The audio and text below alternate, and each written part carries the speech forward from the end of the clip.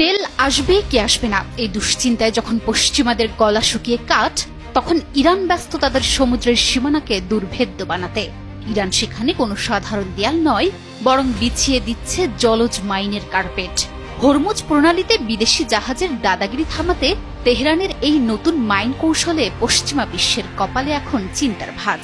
রেগে আগুন ট্রাম্প, এদিকে বিশ্বের অন্যতম শক্তিশালী মার্কিন নৌবাহিনীও এই মুহূর্তে ওই অঞ্চলে বাণিজ্যিক জাহাজগুলোকে নিরাপত্তা দিতে ভয় খাচ্ছে।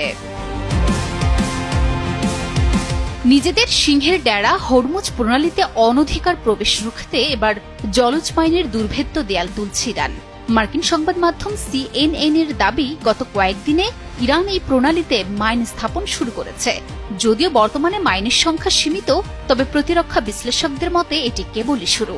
ইরানের ইসলামিক রেভলিউশনারি গার্ড কর্পস তাদের বিশাল নৌবহর এবং বিশেষায়িত বোটের মাধ্যমে যে কোনো সময় কয়েকশো মাইন স্থাপন করে এই জলপথকে শত্রুর জন্য সম্পূর্ণ অভেদ্য করে তোলার সক্ষমতা রাখে।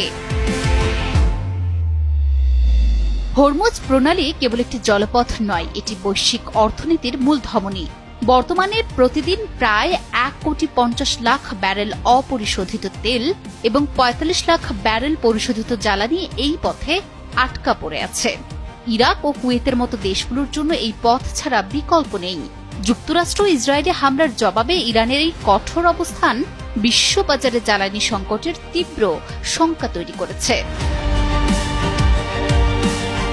এদিকে এই মাইন বসার খবরে রেগে আগুন ট্রাম্প। সামাজিক যোগাযোগ মাধ্যম ট্রুথ সোশ্যালে প্রতিক্রিয়া জানিয়েছেন তিনি বলেন, ইরান যদি মাইন স্থাপন করে থাকে তবে আমরা তা অবিলম্বে অপসারণের দাবি জানাই। তা না হলে ইরানকে এমন পরিণতির মুখোমুখি হতে হবে যা আগে কখনো দেখা যায়নি।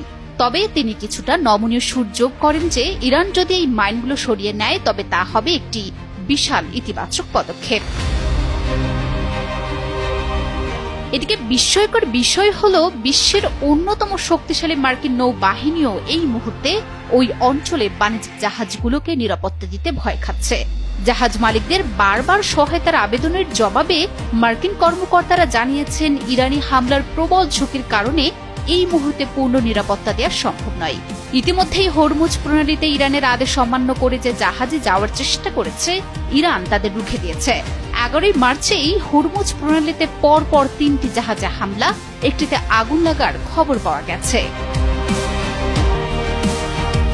ইতিহাস সাক্ষী, ইরান সবসময় তাদের জলসীমায় বিদেশি হস্তক্ষেপের বিরুদ্ধে আপোষহীন।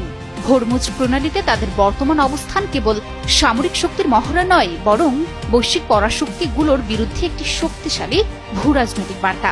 এখন দেখার বিষয়, আলোচনার টেবিলে এই সংকটের সমাধান আসে নাকি পারস্য উপসাগরের এই উত্তেজনা দাবানল হয়ে ছড়িয়ে পড়ে। Report news 24।